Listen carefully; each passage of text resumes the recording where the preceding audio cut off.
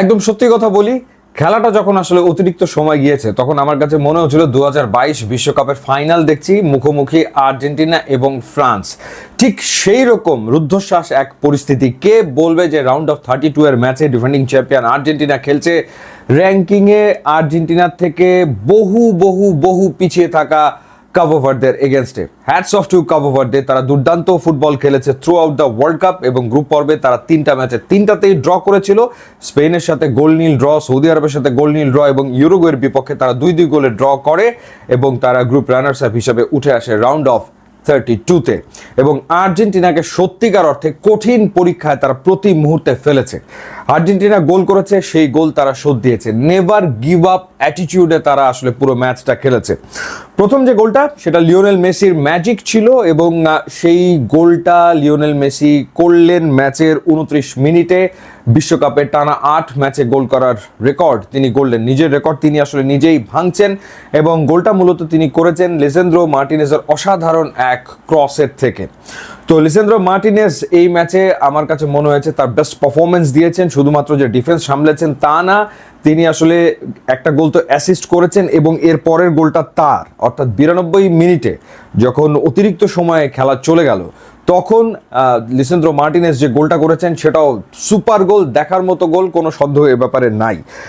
তো এরপরে যে গোলটা হয়েছে থার্ড গোল, সেটা আসলে ক্রিশ্চিয়ান রোমেরোর গোল, যদিও সেটা ওন গোল দেওয়া হয়েছে কারণ দিনির তার মাথায় লেগেছিল, সেই কারণে আসলে ওন গোল দেওয়া হয়েছে, বাট ওই গোলটা মূলত আসলে ক্রিশ্চিয়ান রোমেরোর। সো এখানে সিগনিফিক্যান্ট ব্যাপার হচ্ছে লিওনেল মেসি ছাড়া যে দুটো গোল এসছে সেই দুটো গোল এসছে দুজন সেন্টার ব্যাকের কাছ থেকে। এবং এখানে একটা ডেফিনেটলি বড় প্রশ্নের জন্ম হয় যে লাউতারো মার্টিনেজ কিংবা হুলিয়ান আলভারেস তারা আসলে এখনও কিন্তু পারফর্ম করতে পারছে না, তাদের কাছ থেকে সেই পারফরমেন্স পাওয়া যাচ্ছে না। গোল করার কথা তাদের, তারা সেটা আসলে করতে পারছে না এবং সেই কারণে আমরা এই ম্যাচে দেখলাম যে লিসেন্দ্রো মার্টিনেজ গোল করলো, ক্রিশ্চিয়ান রোমেরো গোল করলো এবং এটা আর্জেন্টিনার জন্য সত্যিকার অর্থেই বিরাট এক চিন্তার ব্যাপার। বিশ্বকাপে লিওনেল মেসি গোল করে ফেলেছেন 7টা, কিন্তু প্রত্যেকটা ম্যাচে তো আর তিনি নিশ্চয়ই গোল করবেন না। যেমন এই ম্যাচে আসলে বাকিদের কাছ থেকে যে সাপোর্টটা দরকার ছিল সেই সাপোর্টটা তো পাওয়া যায়নি।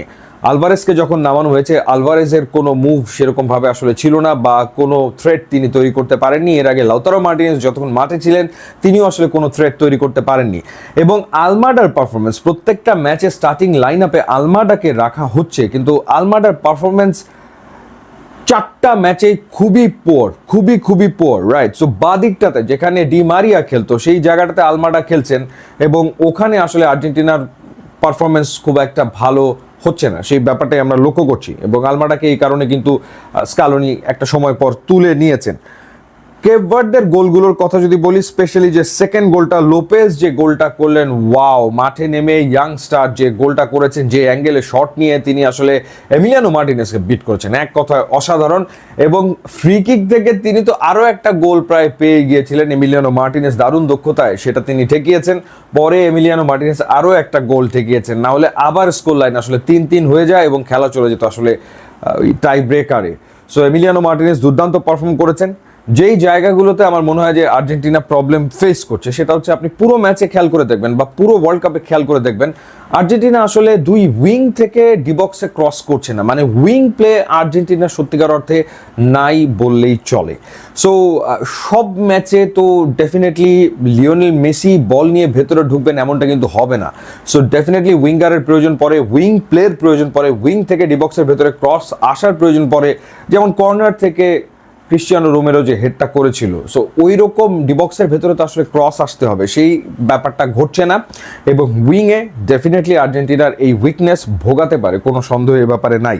এবং এই ক্ষেত্রে এনজো ফার্নান্দেজের যে পারফরমেন্স এখন পর্যন্ত ওয়ার্ল্ড কাপে আমরা দেখছি, সেটাও আসলে খুব যে ভালো হচ্ছে ব্যাপারটা আসলে তা না। এনজো ফার্নান্দেজ তিনি পরিশ্রম করছেন।